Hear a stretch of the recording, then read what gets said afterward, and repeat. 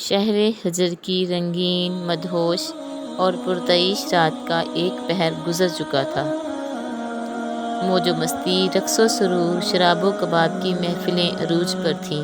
محلات سے بازاروں تک، گھروں سے گلی کوچوں تک، صحراؤں سے میدانوں تک غیر اخلاقی اور مکروہ دندوں نے احترام آدمیت کی دھجیاں بکھیر کے رکھ دی تھیں۔ مال و دولت کی فراوانی اور نعمت خداوندی کی کثرت نے شہر کے باسیوں کو اللہ سے غافل کر دیا تھا اور شیطان ان کی حیوانی خصلتوں پر قابض ہو چکا تھا۔ یہ ان کا روز و شب کا معمول تھا۔ حکم عدولی اور نافرمانی ان کے لیے کوئی نئی بات نہیں تھی۔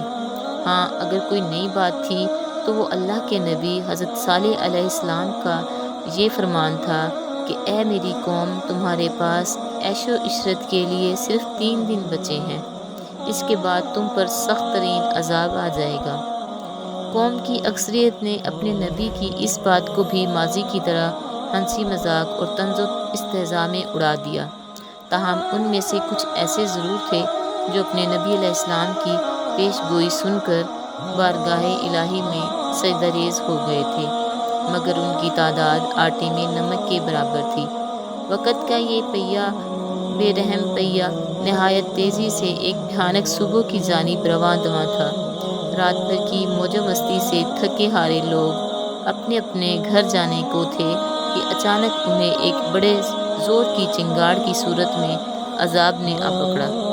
اس زوردار سخت ترین چیخ نے ان سب کے کانوں کے پردے پھاڑ دیے اور ان کے دل پارا پارا ہو گئے۔ ابھی چنگاڑ کا عذاب ختم بھی نہ ہونے پایا تھا کہ ایک شدید ترین زلزلے نے آ پکڑا اور وہ اپنے گھروں میں اوندھے پڑے رہ گئے۔ سورۃ الاعراف آیت نمبر 78۔ اور قوم سمود کو اللہ نے یوں نیست و نابود کر دیا کہ گویا وہاں وہ کبھی آباد ہی نہ تھے۔ یوں اللہ تعالیٰ نے نافرمان اور متکبر قوم سمود کو ہمیشہ کے لیے عبرت کا نشان بنا کر رہتی دنیا کے مغرور، بداعمال اور نافرمان لوگوں کو متنبہ فرمایا کہ نہ صرف آخرت بلکہ دنیا میں بھی تمہارے لیے سخت ترین عذاب موجود ہے۔ سمود کی بستی اور حضور صلی اللہ علیہ وآلہ وسلم کا حکم حضرت ابن عمر اور حضرت ابو ذر سے مروی ہے کہ غزوہ تبوک کے لیے جاتے ہوئے رسول اللہ صلی اللہ علیہ وآلہ وسلم نے حجر یعنی قوم سمود کی بستی میں پڑاؤ کیا تو صحابہ نے وہاں کے کنووں کا پانی اپنے برتنوں میں بھر لیا اور اسی سے آٹا بھی گوندھ لیا، لیکن حضور صلی اللہ علیہ وآلہ وسلم نے انہیں حکم دیا کہ اپنے برتنوں میں بھرنے والا پانی انڈیل دیں، وہ گوندا ہوا آٹا جانوروں کو کھلا دیں۔ پھر آپ صلی اللہ علیہ وآلہ وسلم نے فرمایا کہ اس کنویں میں پانی لیں جس سے حضرت صالح علیہ السلام کی اونٹنی پیا کرتی تھی۔ قوم سمود جیسی عظیم الشان قوم کی تباہی و بربادی سے حضرت صالح علیہ السلام کی اونٹنی کا کیا تعلق تھا؟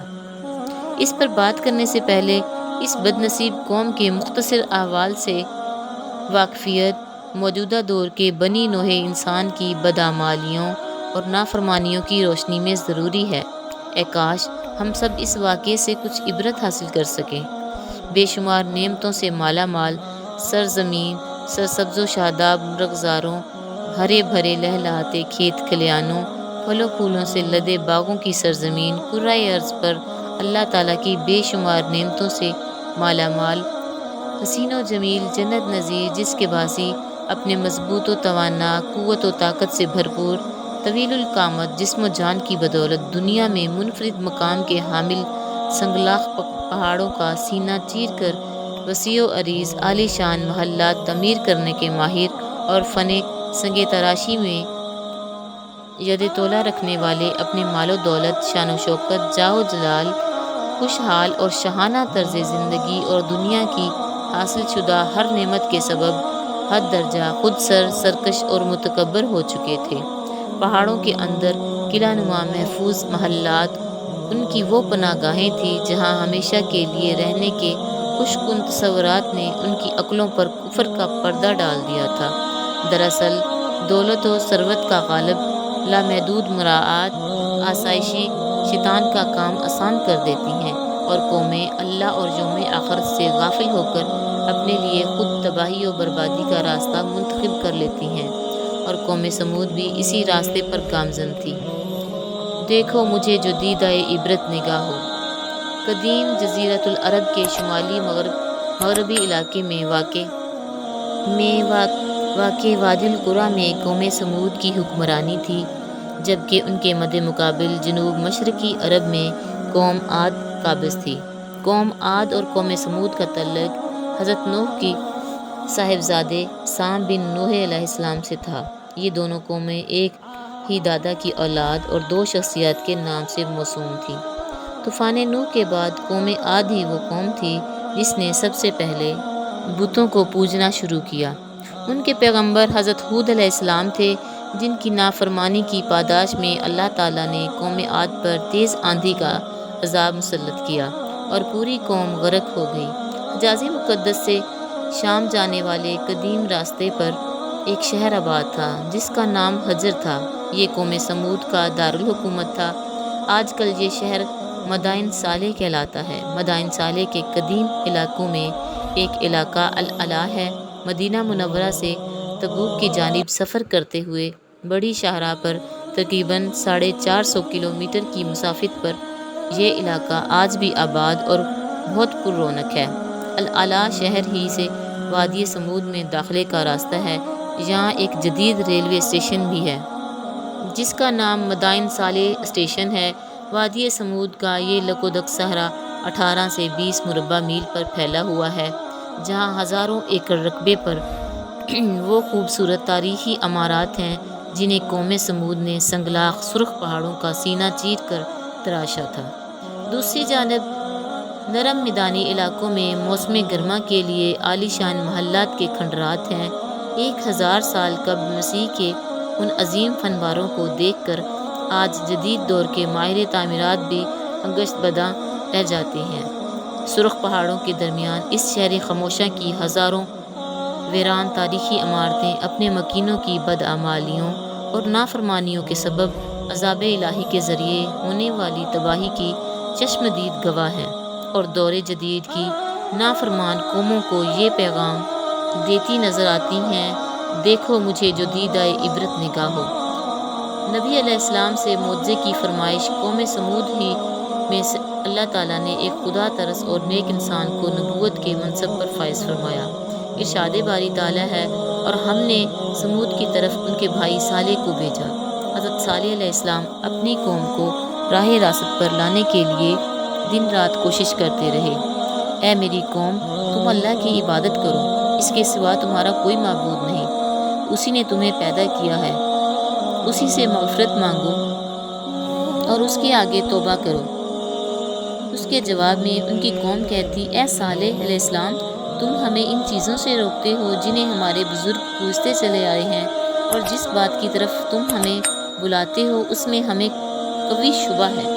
حضرت صالح علیہ السلام جوانی کے زمانے میں قوم کو دین کی طرف دعوت دیتے ہوئے بوڑھے ہو گئے۔ چنانچہ ایک دن قوم کے سرداروں نے حضرت صالح علیہ السلام سے کہا، اگر تم واقعی اللہ کے سچے رسول ہو تو ہماری فلاں پہاڑی جس کا نام کاتبہ ہے، اس کے اندر سے ایک ایسی اونٹنی نکال دو جو 10 ماہ کی گابھن ہو اور قوی و تندرست ہو۔ قرآن کریم میں ارشاد باری تعالیٰ ہے، وہ کہنے لگے، تم جادو زدہ ہو، تم اور کچھ نہیں، بس ہماری ہی طرح کے آدمی ہو، اگر سچے ہو تو کوئی نشانی پیش کرو۔ یعنی انہوں نے اپنے نبی علیہ السلام سے معجزے کی فرمائش کر دی۔ حضرت صالح علیہ السلام نے ان سے عہد لیا کہ اگر میں تمہارا یہ مطالبہ پورا کر دوں تو پھر تم سب ایمان لے آؤ گے۔ جب سب نے عہد کر لیا تو حضرت صالح علیہ السلام اللہ کے حضور سر بسجود ہو گئے، یہاں تک کہ اللہ نے اپنے نبی علیہ السلام کی دعا قبول فرمائی۔ اچانک سامنے کی پہاڑی میں جنبش پیدا ہوئی، پہاڑی کے 2 ٹکڑے ہوئے اور اس میں سے ایک خوبصورت تندرست و توانا گابن اونٹنی نمودار ہوئی۔ پوری قوم نے اس حیرت انگیز معجزے کو اپنی جاگتی آنکھوں سے دیکھا، لیکن قوم کے ایک سردار جندو بن عمرو اور ان کے چند ساتھیوں کے علاوہ کوئی بھی ایمان نہ لایا۔ اس موقع پر حضرت صالح علیہ السلام نے اپنی قوم سے فرمایا، اے میری قوم، یہ ناقۃ اللہ یعنی اللہ کی اونٹنی ہے جو تمہارے لیے ایک معجزہ ہے۔ اب تم اسے اللہ کی زمین میں چھوڑ دو اور اسے کسی طرح کا ایذا نہ پہنچاؤ، ورنہ فوری عذاب تمہیں پکڑ لے گا۔ اونٹنی اور اس کا نومولود بچہ سارا دن نخلستان میں چرتے رہتے۔ قوم سیر ہو کر اونٹنی کا دودھ پیتی لیکن وہ کم نہ ہوتا۔ حضرت صالح علیہ السلام نے کنویں کے پانی کو بھی تقسیم کر دیا تھا۔ ایک دن اونٹنی پانی پیتی تھی اور ایک دن سمود کے لوگ۔ ارشاد باری تعالیٰ ہے، صالح علیہ السلام نے اپنی قوم سے کہا، ایک دن اس اونٹنی کے پانی پینے کی باری ہے اور ایک معین روز تمہاری، لیکن اسے کوئی تکلیف نہ دینا، نہیں تو تمہیں سخت عذاب آ پکڑے گا۔ اونٹنی کو جان سے مارنے کا فیصلہ۔ اللہ تعالیٰ قرآن مجید میں فرماتا ہے، اے صالح، ہم نے اونٹنی کو ان کی آزمائش کے لیے بھیجا ہے، تو تم انتظار کرو اور صبر کرو۔ ابھی کچھ ہی عرصہ گزرا تھا کہ قوم کو اونٹنی کی موجودگی کھٹکنے لگی۔ دن بھر آزادی سے گھومنا پھرنا اور اپنی باری پر ایک ہی سانس میں پورے کنویں کا پانی پی جانا ان کے لیے پریشان کن تھا۔ چنانچہ شیطان کے اکسانے پر انہوں نے اونٹنی کو جان سے مارنے کا فیصلہ کر لیا۔ قوم کے سرداروں نے یہ کام 2 حسین ترین خواتین کو سونپا۔ ان عورتوں نے شراب و شباب کے رسیا 2 اوباش نوجوانوں مسرا اور قدار کو اپنی خوبصورت بچیوں سے شادی کے عوض ناقۃ اللہ کے قتل پر آمادہ کیا، جن کے ساتھ مزید 7 اوباش نوجوان بھی شامل ہو گئے۔ قرآن پاک میں اللہ تعالیٰ نے حضرت صالح علیہ السلام کا واقعہ بیان کرتے ہوئے فرمایا کہ شہر میں 9 افراد کی ایک جماعت تھی جو ملک بھر میں فساد مچاتے پھرتے اور اصلاح نہیں کرتے تھے۔ پھر ایک دن انہیں شکی القلب 9 افراد کی جماعت اونٹنی کے انتظار میں کنویں کے پاس گھات لگا کر بیٹھ گئی، جبکہ قوم کے لوگ اللہ کے عذاب کے ڈر سے چھپ کر یہ دل خراش منظر دیکھنے لگے۔ حسب معمول اونٹنی پانی پینے کے لیے کنویں کے قریب آئی تو مسرا نامی شخص نے کمان سیدھی کی اور اونٹنی پر تیر چلا دیا، جو اس کی پنڈلی میں پیوست ہوا اور ٹانگ سے خون کا فوارہ جاری ہو گیا۔ یہ منظر دیکھ کر باقی لوگ خوفزدہ ہو کر پیچھے ہٹ گئے۔ اس موقع پر ان عورتوں نے مردوں کو لعن طعن شروع کر دیا، جس پر قدار بن سالف آگے بڑھا اور تلوار کے ایک بھرپور وار سے اونٹنی کی کونچے یعنی پچھلے پاؤں کے اوپر کا حصہ کاٹ ڈالا۔ شدید زخمی اونٹنی لاچار ہو کر زمین پر گر پڑی۔ گرتے گرتے اس نے ایک زوردار چیخ ماری تاکہ اس کا بچہ جہاں کہیں بھی ہو خبردار ہو کر ظالموں کے چنگل سے بھاگ جائے، محتاط ہو جائے۔ پھر ظالم قدار نے اونٹنی کے سینے پر نیزہ مارنے کے بعد اسے ذبح کر ڈالا۔ ادھر اس کا بچہ بھاگتا ہوا اونچے پہاڑ پر چڑھا اور چیخیں مارتا ہوا غائب ہو گیا۔ اونٹنی کے قتل کے ارتکاب کے بعد قوم سمود کے ان 9 افراد نے حضرت صالح علیہ السلام کو قتل کرنے کا پروگرام بنایا اور اسی رات حضرت صالح علیہ السلام کی گزرگاہ کے ساتھ ایک پہاڑی کی گھاٹی میں چھپ کر بیٹھ گئے تاکہ حضرت صالح علیہ السلام وہاں سے گزریں تو انہیں قتل کر دیں۔ لیکن اس رات پہاڑ سے بڑے بڑے پتھر اس طرح برسے کہ وہ سب ہلاک ہو گئے۔ دوسرے دن جب لوگوں کا گزر ہوا تو دیکھا کہ وہ 9 افراد بڑے بڑے پتھروں کے نیچے مرے پڑے ہیں۔ اس طرح وہ سفاک لوگ اپنی قوم کے تباہ و برباد ہونے سے 3 دن پہلے ہی جہنم رسید ہو گئے۔ اونٹنی کے قتل کے بعد جب کوئی عذاب نازل نہ ہوا تو قوم نے خوشی کا جشن مناتے ہوئے کہا کہ صالح علیہ السلام، جس چیز سے تم نے ہمیں ڈرایا تھا، اگر تم اللہ کے پیغمبر ہو تو اس کو ہم پر لے آؤ۔ حضرت صالح علیہ السلام نے فرمایا، اے قوم، اب تمہارے پاس صرف 3 دن کی مہلت ہے، اور لو عذاب کی علامات بھی سن لو۔ کل جمعرات کے روز تم سب کے چہرے سخت زرد ہو جائیں گے۔ پرسوں یعنی جمعے کے روز تم سب کے چہرے سخت سرخ ہو جائیں گے، اور ہفتے کو سب کے چہرے سیاہ ہو جائیں گے، اور وہ تمہاری زندگی کا آخری دن ہوگا۔ ان تینوں پیش گوئیوں کے سچ ہونے کے باوجود وہ قوم چہروں کی رنگت کی تبدیلی کو معمولی جادوئی اثرات سمجھتے ہوئے معمول کے مطابق عیش و عشرت میں مصروف رہی، یہاں تک کہ چوتھے دن کی صبح اور اوپر سے سخت ہیبت ناک چنگاڑ اور زمین کے شدید زلزلے نے ان سب کو آنن فانن جہنم رسید کر دیا، اور اللہ تعالیٰ نے ان کی بستیوں کو آنے والی نسلوں کے لیے عبرت قدہ بنا دیا۔